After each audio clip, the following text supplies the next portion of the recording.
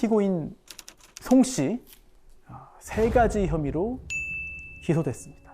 자, 2003년 4월입니다. 이 송 씨, 여성입니다. 송 씨의 아버지가 교통사고를 내요. 합의 문제로 이제 합의금도 필요하고 하니까 가족 전체가 경제적으로 좀 힘들어집니다. 그래서 그때 이 가족들이 이런 생각을 해요. 점 한번 보자. 그런 생각을 할 수도 있죠. 네. 과학적으로 옳으냐 여부를 떠나서 그런 생각하는 거야 뭐 이상하진 않습니다. 네. 그걸 비난할 수는 없어요. 그런데 마침 이 송 씨의 친언니, 언니의 중학교 스승, 선생님이었던 진모 씨가 신내림을 받았어요. 그래서 교사를 그만두고 점 쳐주고 기도 대신해주고 이렇게 살고 있는 거를 알게 됐습니다. 그래서요, 이 진 씨에게 도움을 청했는데 그때부터 이 가족 전체가 이 진 씨에게 의존하게 됩니다. 진짜 문제야 이거 진짜. 이 진 씨 뭐라고 말했냐면 전생으로 인해서 너희 가족들 다 단명한다. 악업을 처리해야 되는데 그러려면 기도비가 필요하다. 기도 안 하면 더 큰 해군으로 너희들 다 고생한다. 그러니까. 나는 태양 그리고 달하고도 교신한다. 이런 허무맹랑한 이야기를 그런데도 이 송 씨 가족은 이걸 다 믿었습니다. 그래서요. 마음이 약해졌으니까. 네, 맞아요. 예, 이 진 씨가 방생 기도를 해야 되는데 이 가족들이 송 씨 가족이 빚내서 사서 바친 거예요. 그리고 전국 사찰 뭐 돌아다니면서 기도하는데 그 따라다니고 이미 정신적인 지배가 이루어졌어요. 자, 그런데 이 가족들이 서로 뭐 얘기도 해보고 또 이렇게 얼굴 마주보고 있으면은 이상한 낌새를 눈치챌 수도 있어요. 그렇죠? 네. 그러다 보니까 이 진 씨는 가족들끼리 좀 떼어놓습니다. 야, 너희 가족들끼리 서로 영적으로 안 좋은 영향을 준다. 서로 연락 주고받지 말아라. 이 가족은 또 그 말을 또 믿습니다. 그대로 해요. 연락을 안 해요. 지배 종속 관계 이루어진 거죠. 아니, 한 명도 아니고 여러 명이 한꺼번에 이렇게 되는 게 어떻게 가능한가? 아니, 세상에 별별 일 다 있지만 사실 저는 이게 가슴으로 이해는 잘 안 되거든요. 맞아. 심리학자들이 이런 얘기 많이 합니다. 세상에서 가장 분리시키고 갈등하게 만들기 쉬운 조직이 가족이라고. 왜 그러냐면요. 당신 가족들 이런 안 좋은 일 있었지. 가까운 사이니까 모든 일이 다 있거든요. 희노애락이. 예. 이렇게 짜증났던 적 있었지. 다 있었거든요. 다 있죠. 네네. 없지 않지. 네, 그래서 가족, 가까운 사이 이것만큼 분열시키기 쉬운 조직이 없는데 근데 만약에 분열되는 과정에서 네. 그 사람이 너한테 있어서 안 좋아 이 말이 아닌 너로 인해 그 가족이 안 좋아 이러면은 네. 저 같아도 못 혹시나 만나지. 뭐 뭔가 피해갈까 봐. 넘어지거나 다치거나 뭐 나 때문인가? 그러면 심적으로 약해져 있는 상태에서 그런 일이 네. 벌어지면 저 같아도 더 많이 불안하고 그렇죠. 내가 가까이 가지 말아야지 이런 생각 들 것 같아요. 진 씨가 이런 인간 심리를 잘 이용해서 세뇌시킨 건데 그런데 이 송 씨 가족 경제적으로 더 힘들어집니다. 채무 독촉도 막 받고 그러니까 이거 돈을 벌어야겠다라는 생각을 하게 되는 거죠. 그래서 2009년 이 진 씨, 이 자칭 도사, 이 진도사가 소개를 해줘요, 일자리를. 이게 뭐냐면 이 진도사의 사촌 동생 그리고 또 승려인 임 씨가 지내고 있는 절에 들어가서 일을 하고 돈을 벌게 됩니다. 그런데 이 절에 가서 일을 하면서요, 이 송 씨가 아이를 얻게 됩니다. 네? 누구? 이거 너무 냄새나. 임신을 했다고요? 네. 승려의 절에서요?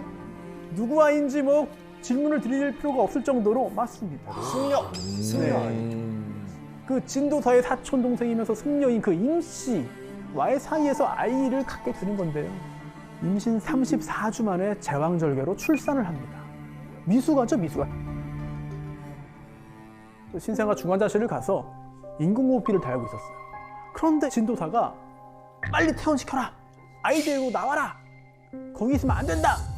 라고 말을 하니까 송 씨는 애가 위독하고 위험한 상황인데도 퇴원을 요구합니다. 미쳤나봐 진짜. 그 대사 이상 검사했더니 이상 소견 나와서 이거 재검 받아야 되는데요. 나가겠다. 또 뇌 초음파 검사 받았더니 이상이 있어요. 정기 검사 받아야 됩니다. 근데 그것도 안 해요. 심지어 퇴원 후에 필수 예방 접종도 안 했어요. 근데 그거는 너무 아동학. 응. 예, 맞습니다. 자, 이게 첫 번째 범행. 아동복지법에 있는 이제 아동 학대 중에서도 의료 방임이죠. 근데 그 정도면은 병원에서 자진적으로 좀 약간 다른 기관에 신고하거나 그런 시스템이 있지 않나요? 네, 근데 그런 절차까지는 진행이 되지 않아서 우여곡절 끝에 퇴원을 합니다. 어머. 아니 어떻게 그걸 퇴원을 해? 근데 그때 이제 진도사는 돈이 없어요. 진도사도. 네. 그러니까 이 아이를 낳고 얼마 안 된 이 송 씨에게 또 찾아오죠. 그러면서 이런 말을 합니다. 이 모든 애군이 너 그리고 너의 아기 때문이다. 어떤 특정한 의식을 행해야 한다라고 말했는데요. 어떤 의식이었을까? 아이를 이용해서 어떻게 뭔가 범행을 저지르게 만들었을 것 같아요. 아, 예. 아니면 아이를 안고 이제 뭐 국어를 해라? 동냥하던 예. 소신공양. 그게 뭐예요? 그게 뭐예요? 몸을 태워서 뭐야? 이제 업보, 뭐 업장을 사라지게 한다.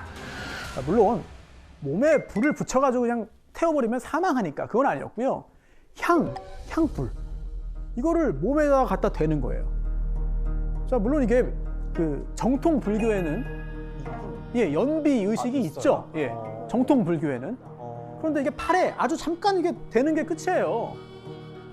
당연히 건강상의 위험이 생기지 않죠. 그런데 이 진도사는 뭐 정식 승려가 아니잖아요. 송 씨의 등에 됐다가 한마디로 향불로 몸을 지진 거죠. 자, 시간이 지날수록 더 세집니다. 향 하나 했는데 두 개가 되고 점점 늘어나요.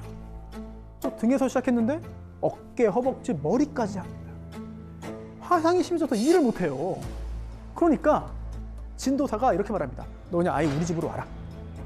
그래서 이 진도사가 자신의 가족들과 함께 살고 있는 그 집으로 들어오게 됩니다. 함께 살면서도 계속 이걸 해요. 계속 해요, 이거를. 그렇게 또 2달이 지납니다. 이게 2010년 8월인데요. 이때 이 진 씨가 송 씨에게 또 막 화를 냅니다.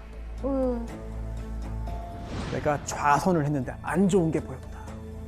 너 내가 기도하라고 절에 보냈는데 왜 애를 만들어 왔냐? 이러면서 화를 냅니다. 그러면서 야, 너한테 이거 연비해도 소용이 없으니까 이제 너의 애한테 하겠다. 미쳤나봐. 자, 이런 지시, 이런 이야기를 들은 엄마 송 씨. 정신 차려야죠. 마음으로는 안 했으면 하는데. 그렇죠. 동의를 했습니다. 미쳤나봐 진짜. 제가 아이라고 하다가 이게 아이가 정확하지 않은 것 같아요. 그래서 아기라고 했는데 몇 살이었을까요, 그럼 이때? 이 아기가 생후 6개월. 6개월. 어떻게 울어? 애가 당연히 울죠. 근데 계속 귀 막고 벽 보면서 이제 모른 척 한 거예요. 이게 두 번째 범죄입니다. 아동 학대 중에서도 신체에 대한 학대죠. 신체에 손상을 가했으니까. 다쳤으니까 치료해야 되잖아요. 당연히 방치했죠. 또 다른 의료 방임입니다. 그리고 안타깝게도 그 다음 날 이 아기는 사망한 채로 발견. 어떡해. 얼마나 했어. 사람이 죽었어요. 진도사가 진 씨가 발견한 겁니다. 경찰에 신고 당연히 안 했죠. 이거 은폐하라고 합니다. 엄마한테 말도 안 해요, 일단. 아기용품부터 다 이렇게 챙긴 다음에 사체 있잖아요. 이불에 싸서 비닐 쇼핑백에 넣어요. 그리고 그 아기 사체를 이제 그 엄마 송 씨에게 줍니다. 그리고 차를 타고 근처 야산으로 갑니다. 야산으로 가요. 그 다음에 아기용품 옆에 이제 아기 사체가 들어있는 비닐 쇼핑백을 놓고 신나를 뿌립니다. 어떡해 진짜. 한지로 된 탑다라니. 여기에 불을 붙여서 그 위에 올려놓고 마지막으로 송 씨가 이 진도사에게 받은 라이터를 던져서 사체를 태웁니다. 엄마가요? 네. 엄마가 이렇게 했다고요? 네. 자, 사체 손괴죄죠. 이게 세 번째 범행입니다. 징역 몇 년 정도가 타당하다. 징역 몇 년이 마땅하다. 그 아이도 모자라서 완전 정말 아기잖아요. 아이의 의사 표현도 할 수 없는 그 아기를 그렇게 했다는 것 자체가 맞아요. 그것도 엄마가 하지만 지금 어떤 죄로 재판받는 것이냐? 살인이 아니에요. 그렇죠? 네. 세 개 말씀드렸잖아요. 아동학대, 네, 맞아. 의료방임과 신체적인 손상, 그리고 사체 손괴입니다. 이미 죽은 상태에서. 그러니까 목숨을 끊는 과정은 없어서 그런 거예요. 뭐 그런 게 다 있어요. 그 세 가지로만 기소가 됐어요. 그 세 가지로만. 판사의 판결은 검사가 기소한 거에 대해서만 유죄, 무죄, 이건 인정돼, 인정 안 되면 할 수 있는 거거든요. 네, 그래서 검사가 살인으로 기소 안 했는데 살인죄라고 할 수는 없는 겁니다. 네, 그건 배제하고 이 세 가지로만 판단할 수 있는 거고요. 여기서 또 하나, 지금 이 재판은 진도사에 대한 재판은 아니에요. 이 엄마 송 씨에 대한 재판입니다. 이걸 생각하셔야 됩니다. 진도사인데. 진도사, 이 사건 벌어지고 그 다음 해에 죽었어요. 병으로 명이 다해서요? 팔자대로? 그렇죠. 너무 억울하다. 재판 결과 징역 심심미약으로 볼 수. 2년. 예? 2년이요? 2년이고요. 아동학대 치료 프로그램 80시간 이수 명령까지 나왔어요. 저는 정말 이해가 안 돼. 너무 정말 가볍다. 이해가 안 돼. 제 애기들 볼 때 너네 의지로 태어난 게 아니고 엄마 아빠가 너희들이 보고 싶은 거야. 그래서 너희들이 세상에 온 거야. 그러면 거기 있어서 이제 걔의 역할은 끝난 거예요. 걔는 두 발로 걷기만 해도 칭찬받아야 하고 밥 먹어도 걔는 칭찬받아야 되고 똥만 잘 싸도 칭찬받는 애들이거든요. 근데 걔가 의지가 전혀 없단 말이죠. 그 엄마가 자기가 무슨 이상한 정신적으로 나약한 생각을 하던 간에 저는 그 형량 자체가 이해가 안 가고 거예요. 근데 대체. 이거를 심신미약 상태로 볼 수 있나요? 아니요, 심신미약은 이 재판에서 인정되진 않았어요. 그쵸. 네, 그런데도 징역 2년 나온 겁니다. 네. 징역 2년에 선고된 그 계산 방법을 좀 알아야 되겠죠? 네, 네네. 네. 재판에서 어떻게 형을 정하느냐? 이제 형법에는요, 각 죄마다 정해져 있는 그런 법정형이 있어요. 근데 피고인이 2개 이상의 범죄를 범해가지고 한꺼번에 재판을 받게 되면 어떻게 하느냐? 제일 무거운 형, 이거의 2분의 1까지만 가중을 해요. 이게 끝입니다. 이게 끝입니다. 예를 들어서 사기꾼이 도둑질도 했습니다. 사기죄, 절도죄죠. 같이 재판을 받아요. 네. 그러면 사기죄의 법정형은 10년 이하의 유기징역이고요. 절도죄는 6년 이하의 유기징역이거든요. 둘 중에 어떤 게 더 높습니까? 사기. 사기가 높죠. 네. 그럼 사기 10년 이하 징역이잖아요. 그럼 사기의 10의 2분의 1, 5. 그럼 15년 이하의 징역이 되는 거죠.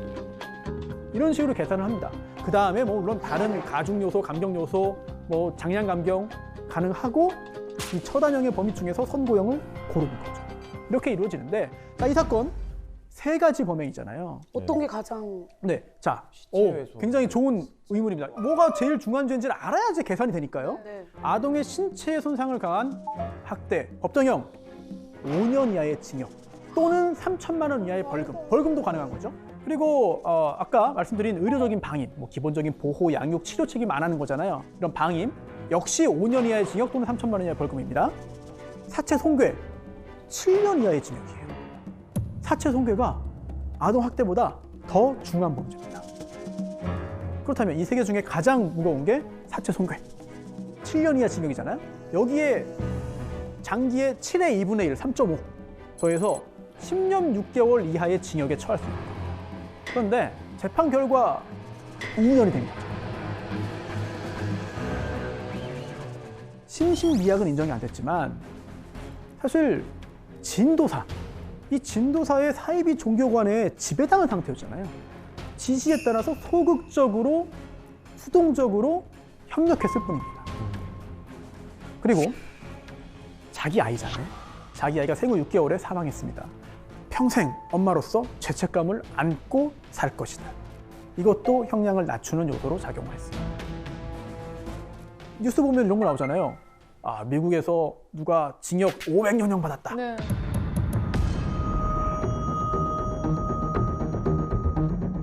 미국이나 영국 비롯해서 이런 그 영미법계에서는요, 피고인이 여러 번째 저지르면 다 더해요. 주마다 약간씩 차이는 있습니다만 대체로 징역형의 법정 상한을 두지 않는 경우가 많습니다. 그러다 보니까 뭐 수백 년, 수천 년 이런 것도 나올 수 있는 거죠. 그래서 미국의 한 30대 남성이 상습적으로 아동 성착취물을 만들었어요. 징역 600년형이 나왔습니다. 우리나라도 그렇게 돼야 되는데. 그래야 되는 거 아닙니까? 그러니까. 우리 법의 근간을 바꿔야 되는 거거든요. 아, 그럼 이게 쉽지는 않아요. 그래서 이걸 다 바꾸기보다는 좀 실효성 있는 형량이 선고되도록 양형 기준을 좀 올리고 개선에 어떤 좀 더 초점이 맞춰져 있는 상황이라고 할 수 있겠죠. 네. 자, 법률 용어는 아니지만 요즘에 많이 사용하는 용어가 있습니다. 가스라이팅. 네. 이 송 씨의 사건도 진도사의 가스라이팅에 의한 거 아니냐라고 말을 할 수 있을 텐데요. 이 가스라이팅이 참극을 부른 사건이 있습니다. 2020년 한 카페에서 일하던 60대 여성 박모 씨가 사망했어요. 그런데 맞아 죽었습니다. 절구 있잖아요. 절구공이 이거 등으로 무참하게 맞아서 죽었습니다. 당시 그 사체의 상태가 굉장히 참혹했어요. 일단 그 치아에 이제 그 노양도 있고 또 점막 출혈이 있었고요. 부피가 섬유화되어 있었고 사인은 둘력, 그러니까 그 외부의 어떤 그 힘에 의해서 오, 잔인하다. 내부 출혈이 일어나서 사망했는데 범인이 누굴까? 큰딸 A를 범인으로 지목했습니다. 원한에 의한 그런 관계가 복수 막 이런 게 아니고요. 공범도 있어요. 어?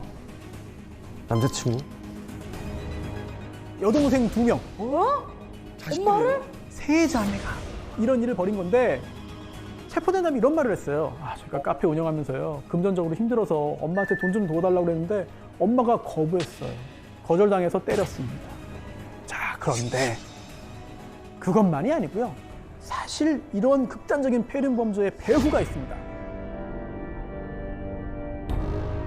무속인 김 씨. 아, 나 지금 계속 소름 돋아. 네, 무속인은 이렇게 말했어요. 이 자매들에게 너희들 재벌가 그 남자들하고 결혼할 수 있어. 그런데 엄마가 길을 흔들어대가지고 그게 안 되는 거야. 그 사건 당일에도 이 세 자매가 이 김 씨와 메시지를 주고받습니다.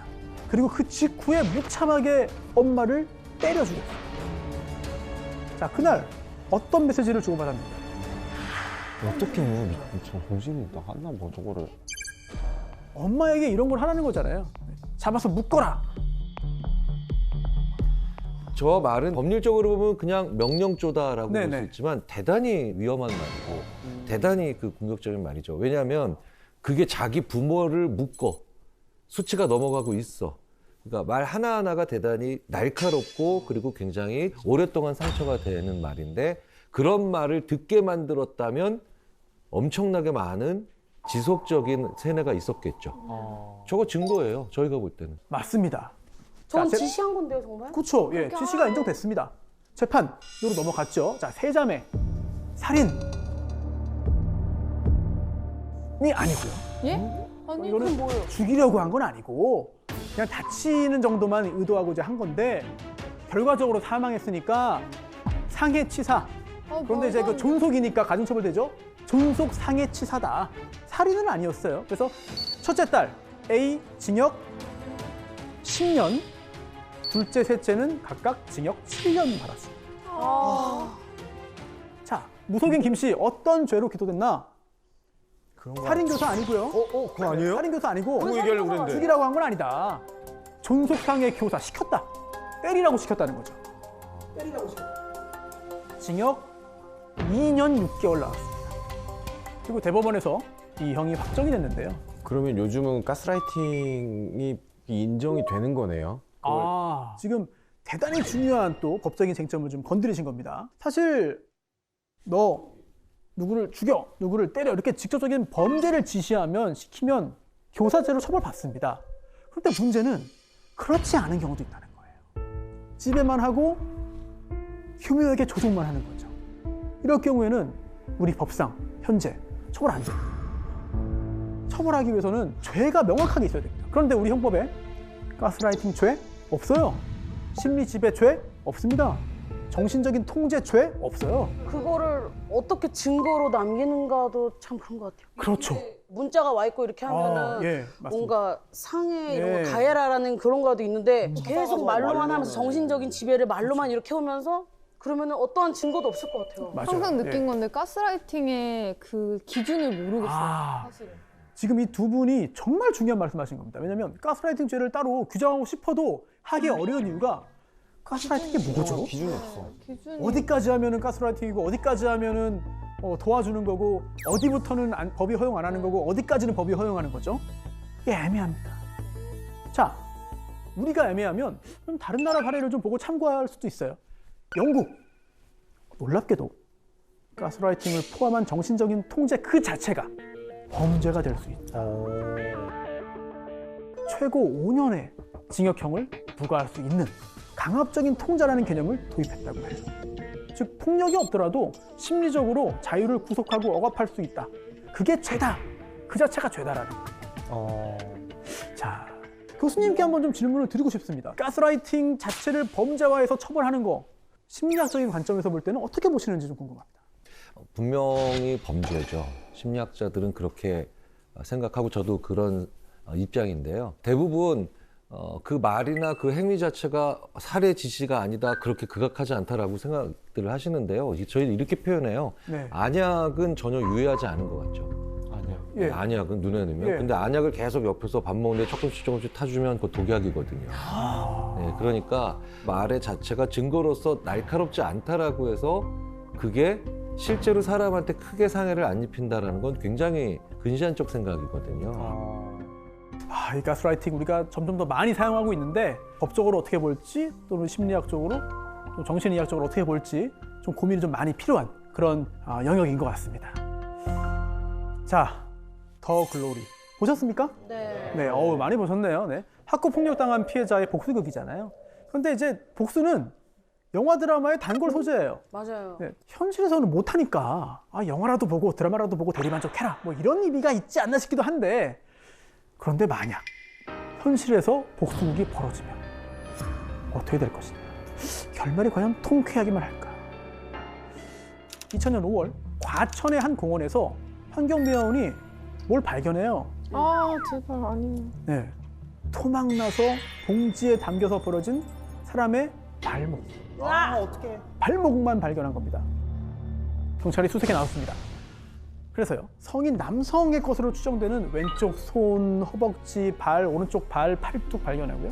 또 성인 여성의 것으로 보이는 오른쪽 발, 대퇴부, 아이고, 몸통 아이고, 아이고. 발견합니다. 처참하게 토막난 시신 총 11곳에 나누어서 버려졌습니다. 자, 지문감식 해봤더니요, 공원 근처에 사는 한 부부. 부부예요? 네, 실종 신고 없었거든요. 그러니까 이제 그 집으로 찾아갔습니다. 갔더니 아들이 있어요. 작은 아들이 집에 있습니다. 경찰이 부모님 시신이 발견됐다. 그런데 별로 놀라진 않습니다. 그러면서 3일 전에요, 성당 간다고 나가셨는데 연락이 안 되네요. 그 시신이 발견됐다는 왜 하면? 경찰이 수색을 했어요. 화장실, 거실에서 혈흔이 발견됩니다. 결정적으로 시신을 담았던 그 봉지에서 그 작은 아들의 지문이 나왔습니다. 지난 21일 부부를 엽기적으로 살해한 뒤 쓰레기장에 버린 반인륜적 범행을 저지른 사람은 바로 그 부부의 둘째 아들로 밝혀졌습니다. 아들의 손으로 무참히 살해된 부부의 시신 일부는 쓰레기 봉투에 쌓인 채 인적 없는 개천변과 쓰레기장 등에 버려져 있었습니다. 23살 이모군이 부모를 살해하고 시신을 처리한 과정은 가히 엽기적이었습니다. 이 둘째 아들, 명문 K대학교에 다니던 학생이어서 더 큰 화제와 논란이 있었죠. 이 둘째 아들, 이 씨라고 하겠습니다. 2살 위 형이 있어요. 동생이 잡혀갔으니까 형도 경찰서에 갔습니다. 근데 경찰에 이런 말을 했어요. 그리고 그 한마디가 우리 사회를 굉장히 들끓게 만들었습니다. 그러니까 지속적으로 뭐 당한 게 있었나? 그러니까 학대, 나도 지금 학대 생각 어렸을 때 전문가들이 되어 가시는구나. 정확합니다. 정확합니다. 나는 동생을 이해한다. 그래, 그럴 것 같았어. 동생이. 공범 아니에요? 진짜 그렇게 공범은 아니었어요. 네, 공범 아니고요. 전혀 아니고요. 그거는 도대체 어떤 일이 있었기에 형은 부모를 살해한 동생을 이해한다고 말했습니다. 먼저 동생 이 씨의 성장 배경부터 보겠습니다. 자, 아버지는요, 회사 출신의 장교였고요. 어머니는 엘리트 집안에 태어나가지고 명문대를 나왔습니다. 맞선 봐서 결혼했어요.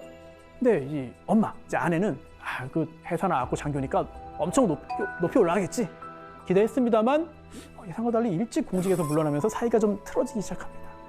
그리고 남편에 대한 기대가 자연스럽게 이 아들들에게 갔죠. 그런데 큰아들은 첫째는 좀 반항도 하고 저항도 하고 막 그랬어요. 그랬더니 온순하고 당하기만 한 둘째, 작은 아들에게 그게 또 다 몰린 겁니다. 유치원 다닐 때 뭐 문구점, 문방구 가면 뭐도 사고 싶고 보고 싶고 만지고 싶고 한데 맞아요. 이때도 눈치 보느라고 못하고 네.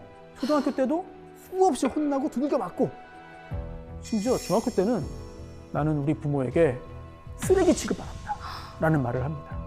증거도 있어요. 이 범행 2달 전부터 일기에 내가 받은 학대 이거를 다 적기 시작합니다. 그 일기의 제목이 뭐냐? 심판 어떡해. 이고요. 하도 많아서 학대 사실마다 번호를 매겨가지고 쭉 적었어요. 시계 보는 법 맞으면서 배웠다. 밤늦게 먹는다고 젓가락 던지고 다리에 피멍 들도록 맞고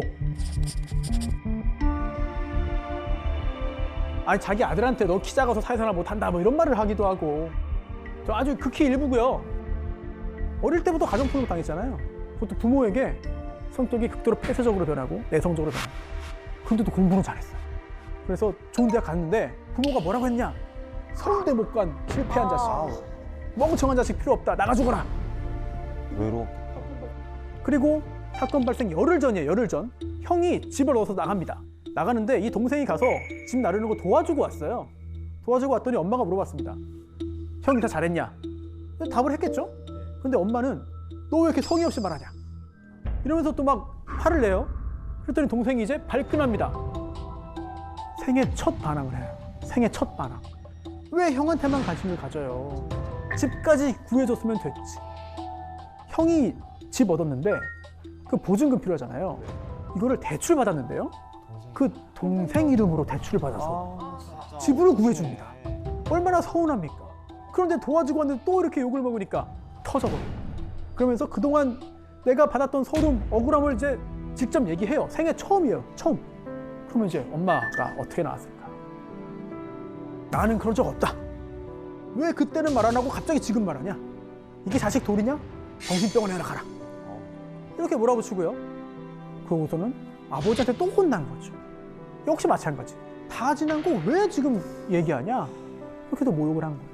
얘는 혼자였네. 이 씨는요, 방에 틀어박힙니다. 남남처럼 얼굴도 안 봐요. 뭐 먹긴 해야 되잖아요. 엄마 아빠 잘 때 밤에 몰래 나와서 해결하고 또 들어갑니다. 그런데 그 기간 동안 엄마 아빠는 관심도 안 보이고 물어보지도 않았습니다. 이렇게 6일째 되는 날, 이 씨가 한밤중에 양주를 마셔요. 집에 있던 양주를 마시고 나옵니다. 그리고 자고 있던 어머니를 망치로 살해했습니다. 그리고 4시간을 방 앞에서 서성이다가 결국은 아버지까지 살해합니다. 자, 경찰이 왜 죽였냐? 라고 물었더니 부모님이란 생각이 안 들었고 제 인생을 해코지하고 저를 못 살게 굴고 저를 그러면서요. 처음 사과를 내가 요구한 그날 사과를 듣고 싶어서. 네, 미안하다 한마디만 했어도 나는 다 잊었다. 결국 1심 사형, 2심 무기징역으로 내려가고요. 대법원에서 확정돼서 지금 무기수로 복역 중입니다. 근데 당시 기준으로 보면은요, 피해자의 수 1명 아니라 2명이에요. 피해자의 관계? 오, 부모를 죽였어? 끔찍한 범행수법? 죽인 다음에 어떻게 했느냐? 등등등. 사형이 아닌 게 오히려 이례적입니다. 그동안 부모로부터 이제 받은 정신적인, 유체적인 그런 학대로 인한 피해 의식이 강했고 스스로의 존재 가치를 상실했다. 절망감이 있었다. 이걸 고려한 건데 사실 이런 상황에 이르기까지 우리 이웃이 몰랐다는 거. 우리 사회의 책임도 일부 있다는 메시지를 사법부가 전하고 싶었던 게 아닌가라는 생각도 너무 마음이 듭니다. 너무 마음이 좀 아프죠. 네. 자, 지금 이 사건은 이제 형법 배울 때 꼭 등장하는 법적으로 대단히 중요한 사건인데요. 1992년입니다. 1월 17일 자정 무렵인데요. 가정집에 강도 들었다는 신고가 접수되어 경찰이 현장에 도착했습니다. 방 안이 이제 막 어지럽혀 있었고요. 강도는 이미 도망갔어요. 그런데 집주인인 50대 남성 김 씨, 이부자리에 가지런히 누워 있었고요. 발목이 묶여 있었습니다. 그리고 흉기로 이미 여러 곳을 찔려가지고 사망한 상태. 어떻게? 강도 살인인 거죠. 네. 근데 피해자가 더 있어요. 방 안에 함께 있던 21살 딸. 손목이 테이프로 이제 결박돼 있었고요. 또 브래지어 끈이 끊겨져 있었지만 뭐 특별한 외상은 없었습니다. 흉기가 발견됐고요. 집안 여기저기서 지문이 나왔습니다. 다 확인해봤더니 가족이 아닌 지문이 하나 나왔습니다. 범인일 가능성이 매우 높죠. 그리고 사건 이틀 후 경찰이 그 지문의 주인을 찾아서 잡아왔어요. 잡아와가지고 범인 잡았다! 이 사람 맞냐? 라고 했더니 이 김양이 보자마자 주저앉았습니다. 왜? 그러면서 제가 그랬습니다. 제가 범인입니다. 아, 자기가 그냥 그랬다고요? 자, 이 사건 도대체 어떤 사연이 있느냐? 이 김양은요, 대학 입학 전까지 학교 가는 시간만 빼고는 집에만 있었습니다. 그러다가 대학교 가고 기숙사에 살았는데 이때 학교에서 알게 된 남자친구가 생겼습니다. 네, 김군. 그런데 계속 만나다가도요, 주말만 되면 꼬박꼬박 본가를 가요. 그래서 이 남자친구 김군은 이게 좀 이상했습니다. 아니, 주말만 되면 왜 저렇게 항상 갈까? 왜 나를 안 만날까? 그리고 이 둘의 관계가 더 깊어지고 굉장히 더 긴밀해진 상황에서 김양이 가슴속에 있었던 이야기를 눈물을 흘리며 털어놓습니다. 9살 때부터 지금까지 계속 의붓 아버지에게 성폭행을 당하고 있다. 주말마다 본가에 간 것도 의붓 아버지가 협박해서 간 거고요. 그때마다 성폭행을 당했다. 사실 이 김양이 7살 때 엄마가 재혼을 했습니다. 그래서 의붓 아버지 김 씨와 함께 살게 된 건데요. 처음 2년 동안은 큰 문제가 없었어요. 그런데 9살이 되던 때 그때부터 수시로 이런 일을 당한 건데요. 처음에는 이 엄마가 모르는 상태로 진행이 됐습니다. 그런데 얼마 지나지 않아서 엄마가 당연히 알게 됐죠.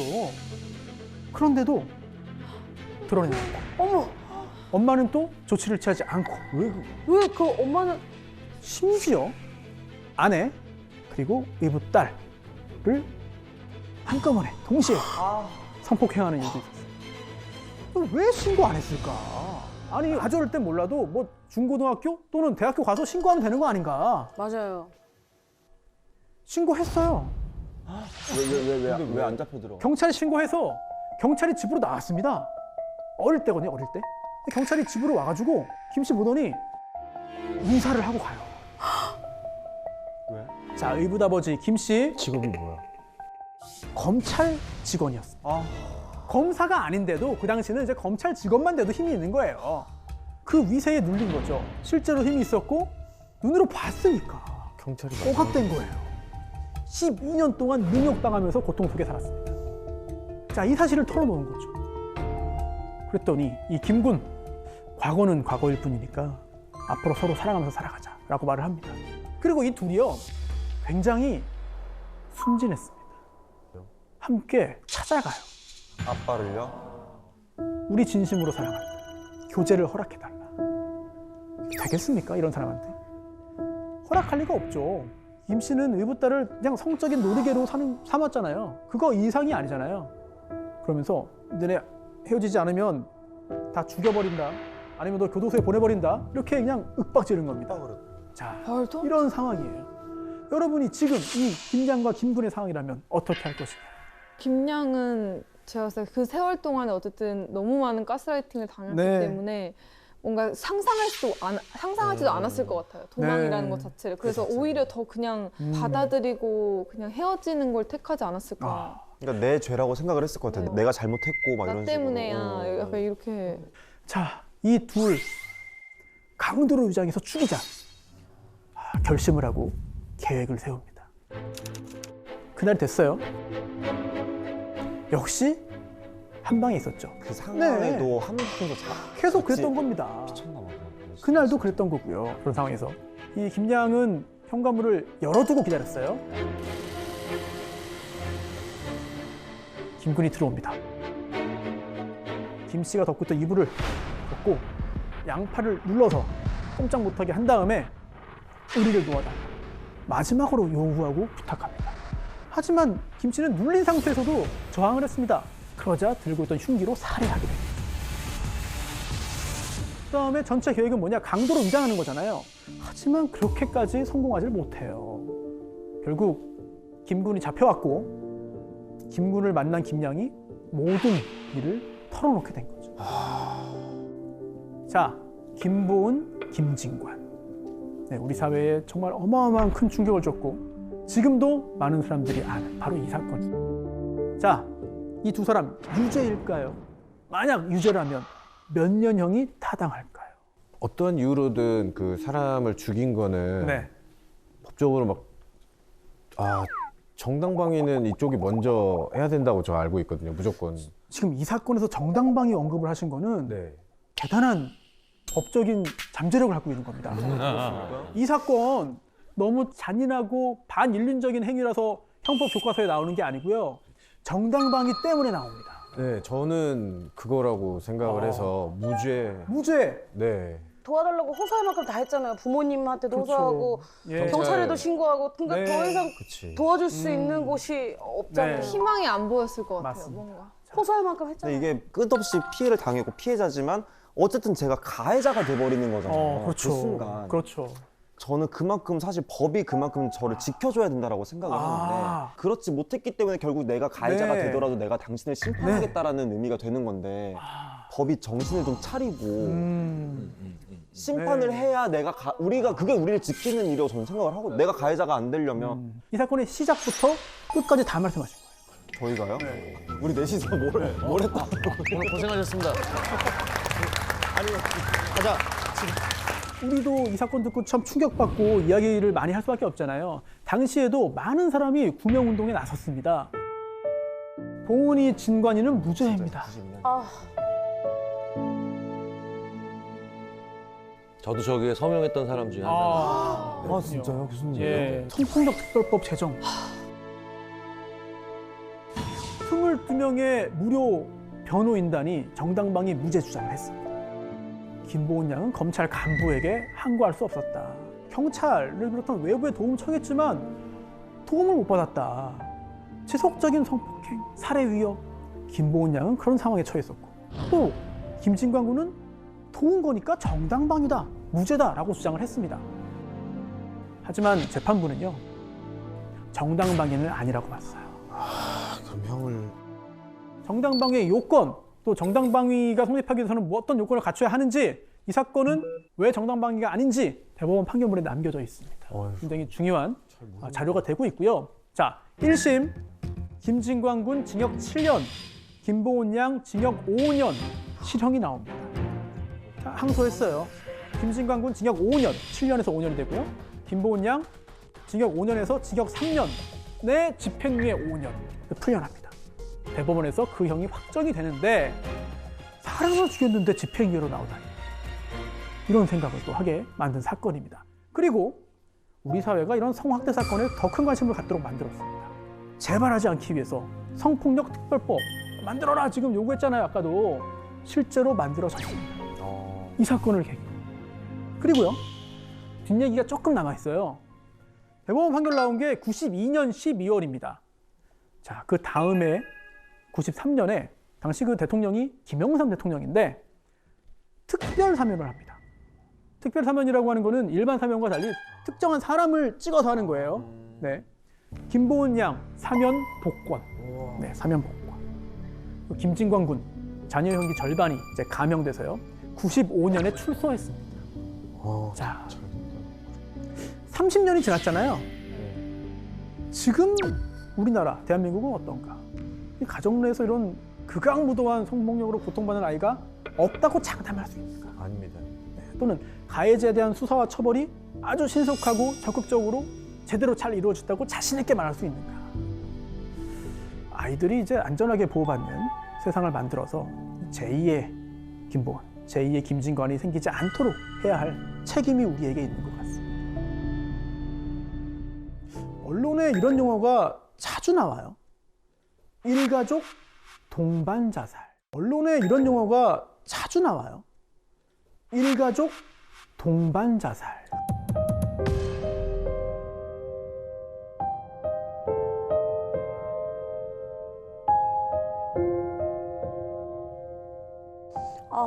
그런데요, 한번 더 생각을 해보면 굉장히 무시무시한 말입니다.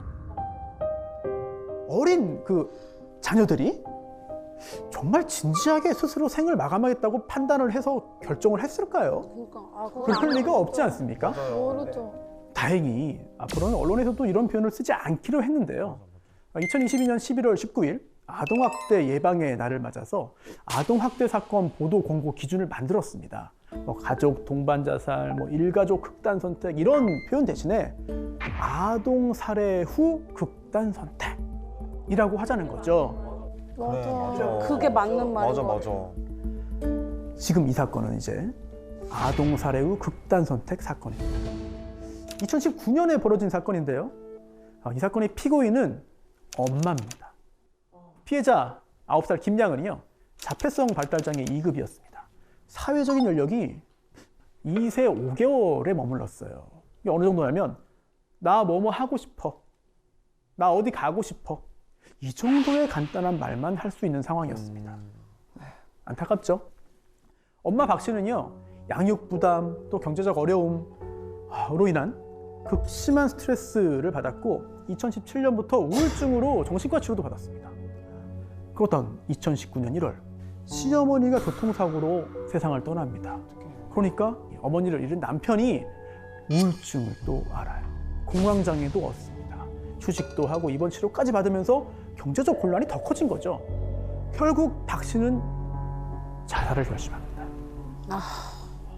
그런데 내가 죽으면 남겨진 딸 누가 돌보지?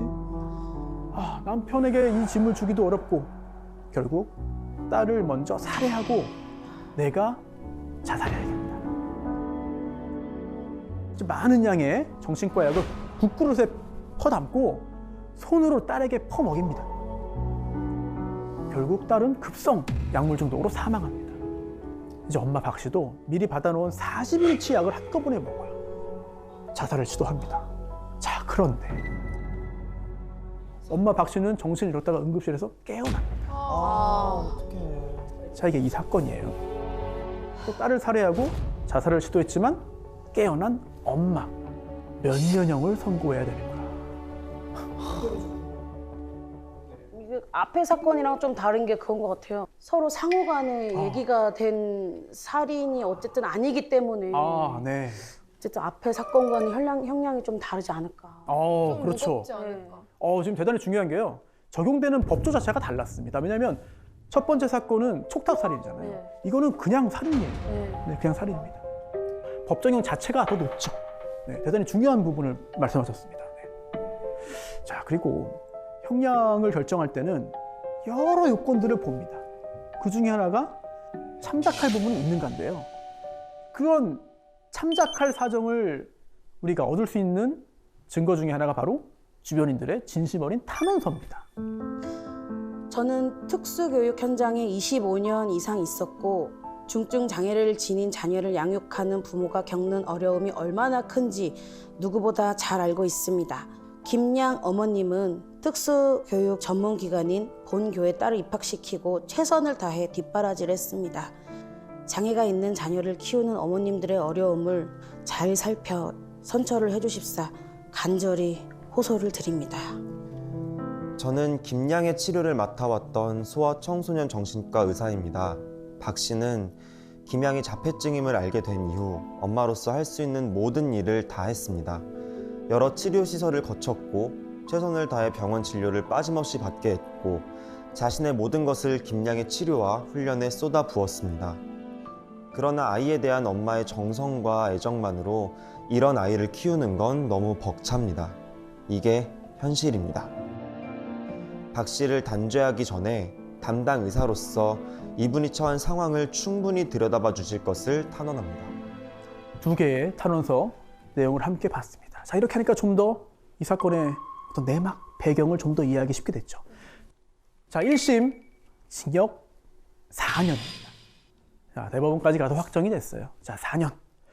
길다면 긴 시간입니다만 배경이 그래도 4년 너무 약한 거 아니야? 라고 생각하실 분도 계신 거예요. 판결문에서는요, 우리가 양형 이유를 발견할 수 있습니다. 살해 후 자살 범행에 대한 온정주의의 기저에는 부모 없는 아이들, 극도로 궁핍한 아이들, 신체적, 정신적 장애가 있는 아이들을 굳건하게 지지해줄 사회 안전망이 없다는 불신과 자각이 깔려 있다. 피고인 개인을 비난하면서도 중벌에 처할 수 없는 이유는 결과에 상응한 적정한 형벌과 실제 선고되는 형벌 사이의 차이만큼이 바로 국가와 사회의 잘못임을 인정하기 때문이다.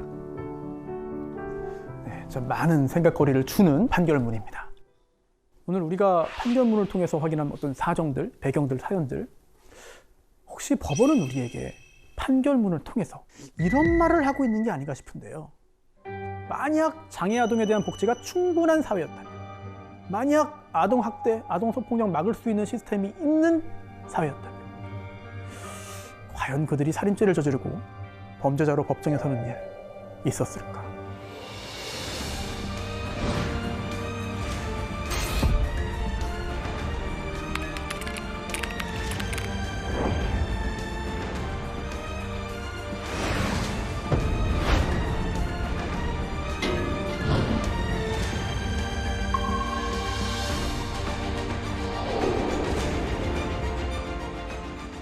사이비 종교와 관련된 얘기, 사이비 종교 집단에서 일어난 범죄 이야기를 좀 해볼까 합니다. 종교는 사실 누구나 개인의 어떤 신념과 가치관에 따라서 선택할 수 있는 거고, 이 종교란 게 가끔 또 살아가는데 개인한테 또 큰 힘이 되는 경우도 있어요. 근데 90년대 당시에 일본을 발칵 뒤집는 사건, 일본을 떠나 이제 전 세계가 이제 경악한 사건이 터지죠. 바로 그 일본 도쿄 지하철 그 살인가스 테러 사건이죠. 예. 지금 도쿄가 이른바 독극물 테러의 충격을 받고 있습니다. 도쿄 중심가를 관통하는 지하철에서 동시다발적으로 독가스가 뿜어져 나왔습니다. 일본 도쿄 지하철 독가스 사건은 사이비 종교 오음 진리교의 소행으로 압축돼 들어가고 있습니다. 사건이 발생한 날짜가 95년 3월 20일이에요. 근데 당시 월요일이었다고 하고 일본 사람들이 가장 많이 이제 출근하는 러시아워 시간대를 이제 범행 시간으로 선택을 했어요. 이때 이 무라카미 하루키가 이 사건 있고 나서 2년 후에 이제 피해자들을 인터뷰하면서 엮은 책이 있어요. 언더그라운드. 그 책에 보면은 이런 얘기가 있어요. 때는 95년 3월 20일 월요일, 기분 좋게 맑게 갠 이른 봄날 아침이었다. 어느 때처럼 혼잡한 지하철에 몸을 싣고 회사로 향한다. 평소와 다를 것 없는 지극히 평범한 아침이었다. 가발을 쓰고 가짜 수염을 붙인 젊은 남자 5명이 뾰족하게 갈아둔 우산꼬챙이로 기묘한 액체가 든 비닐봉지를 찌르기 전까지는 이 기묘한 액체라는 것은 이제 살인가스를 얘기하는 것이고요. 당시에 사람들이 어떤 일이 일어난지 몰랐죠. 사람들이 너무 호흡하기 힘들고 뭐 코와 귀에서 막 피가 나고 뭐 영문도 모른 채 무조건 이제 지상으로 올라가죠.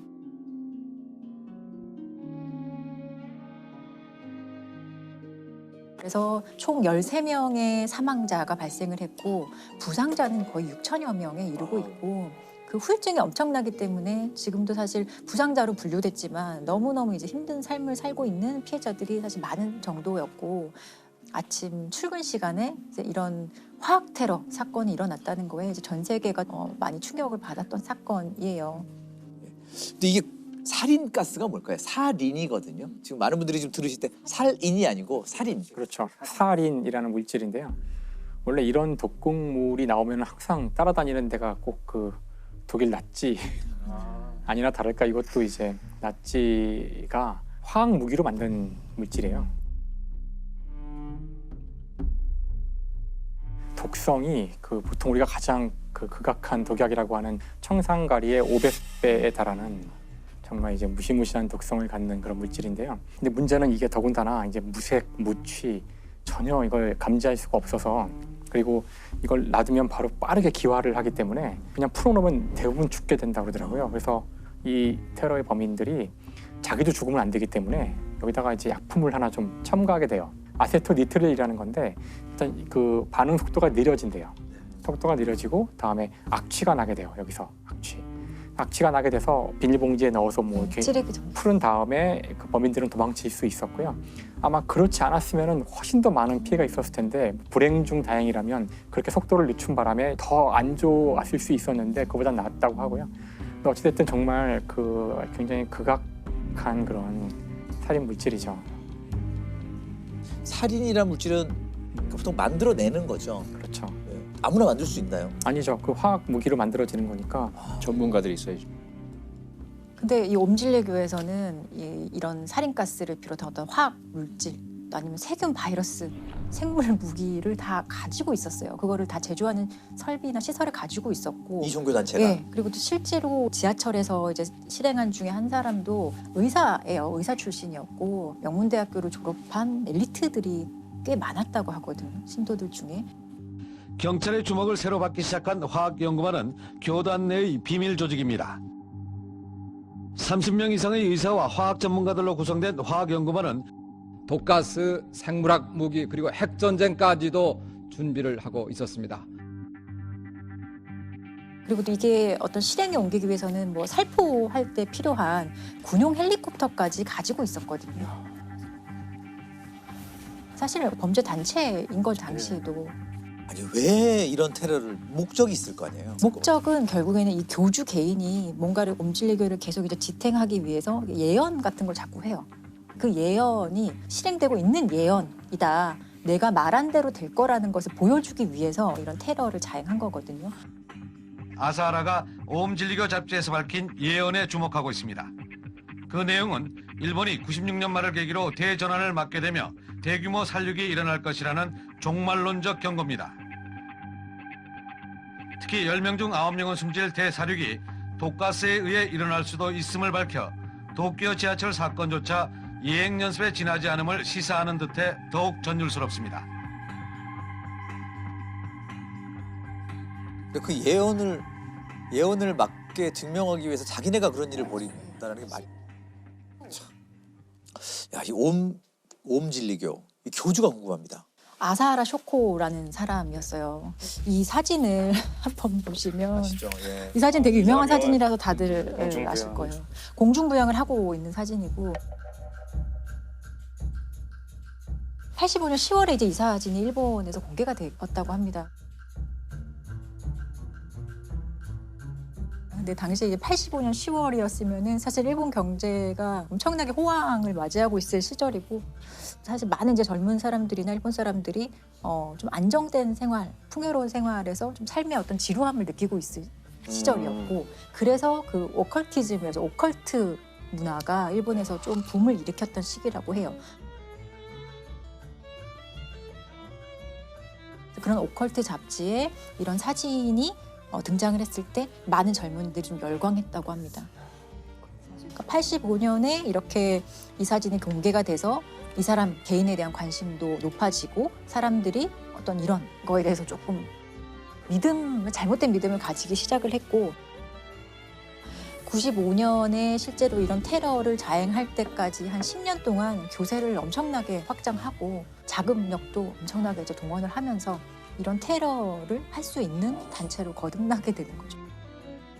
그 자금력이 약간 테러를 하게 된 좀 힘이 됐네요. 예. 근데 자금을 어떻게 구했냐 본다면 결국에는 신도들의 헌납이죠. 예. 여기 옴질레교에 가입을 하기 위해서는 유산이나 재산을 다 기증을 해야 된다는 그런 조건이 있었어요. 그리고 또 실제로 이게 어떻게 돈을 벌었느냐 보면 참 실소를 금할 수 없는데 자신의 어떤 우상화하는 상품을 막 팔아요. 굿즈 같은 거요? 예, 굿즈이죠. 지금의 관점에서 보면 교주의 개인 굿즈라고도 볼 수 있는데 좀 그게 해괴합니다. 교주가 목욕하고 남은 물 1리터가 하나로 100만 원이었어요. 그리고 교주의 피가 1000만 원. 그리고 교주와 커뮤니케이션을 가능하게 하는 헤드 기어를 팔았다고 하는데 이건 1억이에요. 단 렌트할 경우 일주일에 1000만 원. 이런 말도 안 되는 것들을 팔면서 지탱해 줄 수 있는 어떤 자금을 계속 만들 수 있었던 거예요. 교주는 결국 체포가 됐나요? 네, 바로 체포는 못 되고 95년 5월 16일에 이제 경찰의 어떤 끈질긴 추적 끝에 이제 교주가 드디어 체포가 되고요. 도쿄 지하철 독가스 사건으로 무리를 빚은 아사하라 교주가 드디어 체포됐습니다.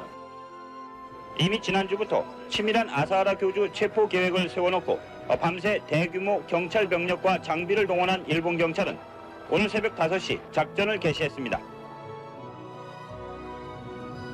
오전 9시 45분 경찰은 끈질긴 수색 끝에 드디어 2층과 3층 사이의 밀실에서 교주를 찾아내 체포했습니다.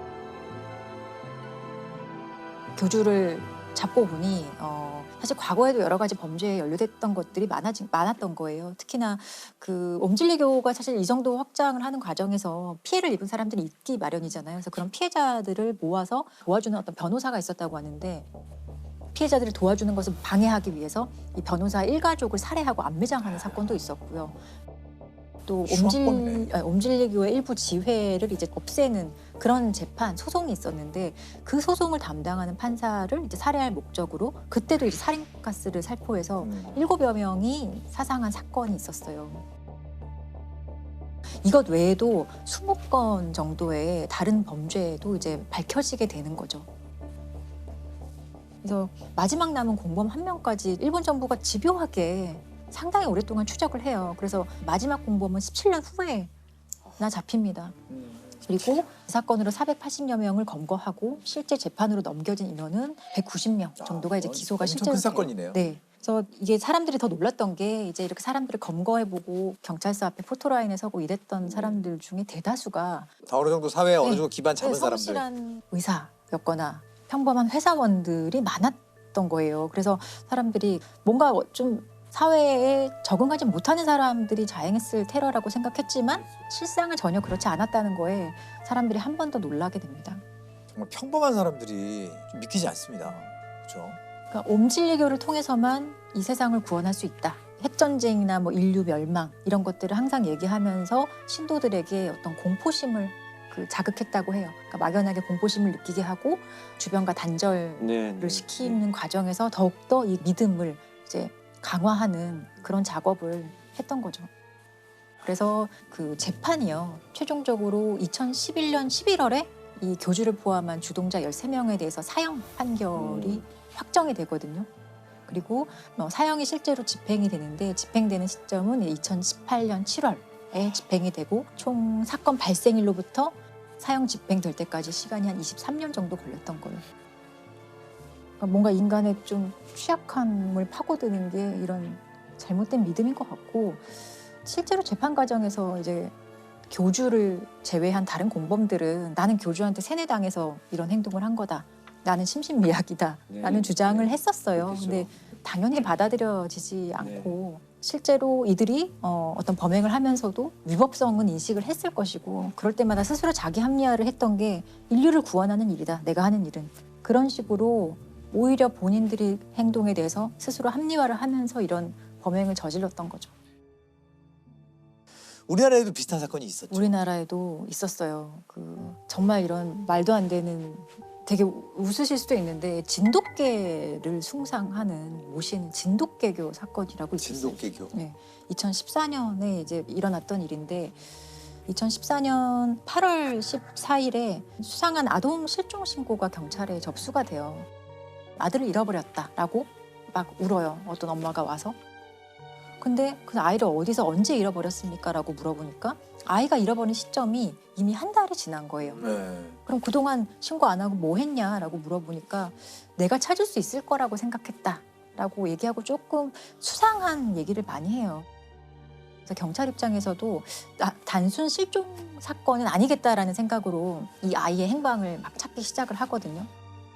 그래서 주변의 그 아동 보호시설 140여 군데도 조사를 해보고요. 엄마라는 최 씨 주변도 많이 탐문을 해요. 그런데 한 5개월 동안 계속 수사를 해봐도 전혀 어떤 혐의점이라든지 의심할 만한 부분을 결국 찾지 못해서 이 사건이 이제 미제로 남게 되거든요.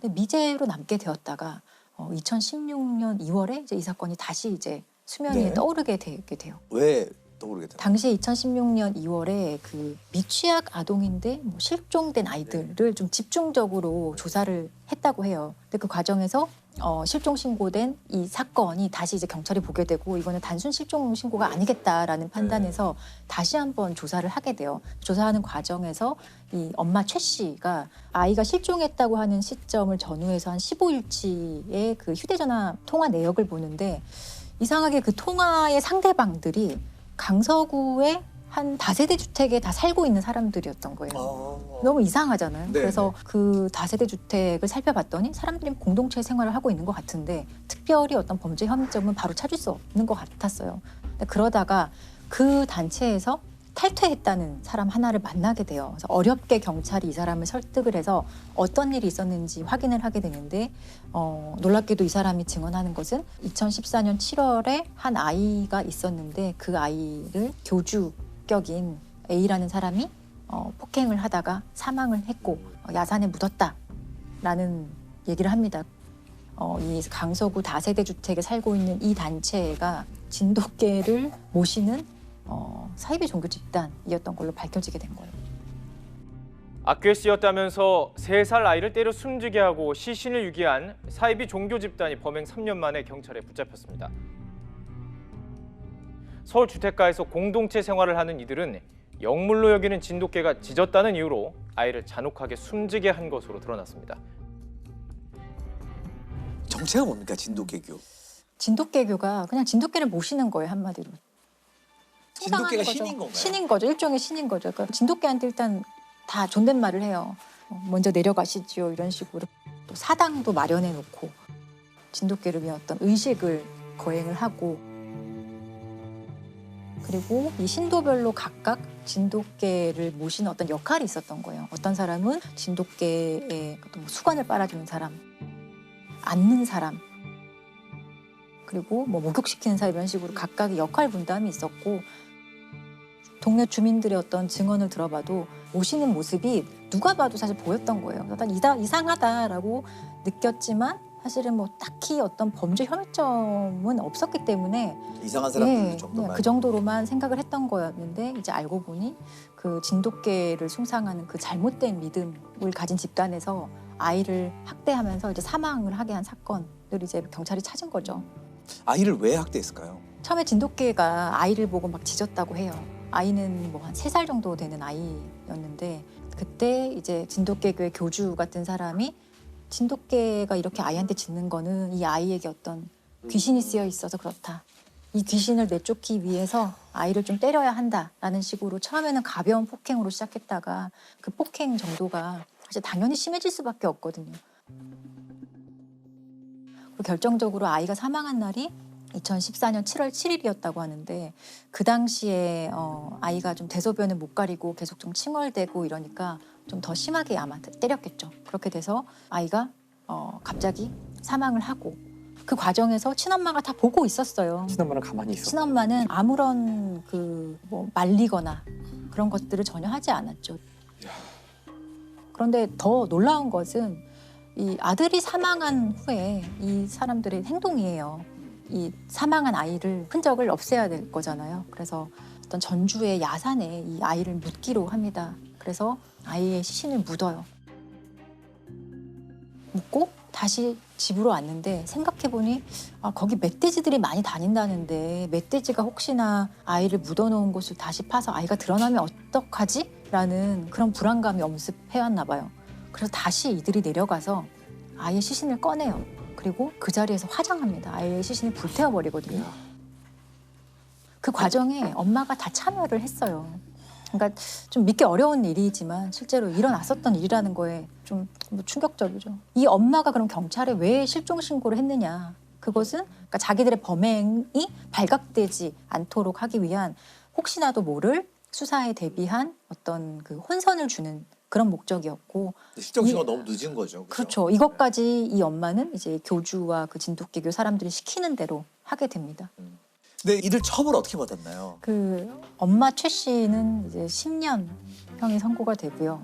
아이를 직접적으로 이제 학대해서 사망하게 한 사람은 13년 형이 선고가 되고.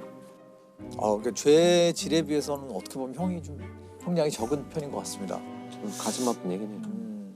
이게 이렇게 좀 호응행랑하잖아요. 이런 종교에 빠지는 심리가 뭘까요? 뭐 기본적으로 사실 사이비 종교에 빠지는 심리하고요.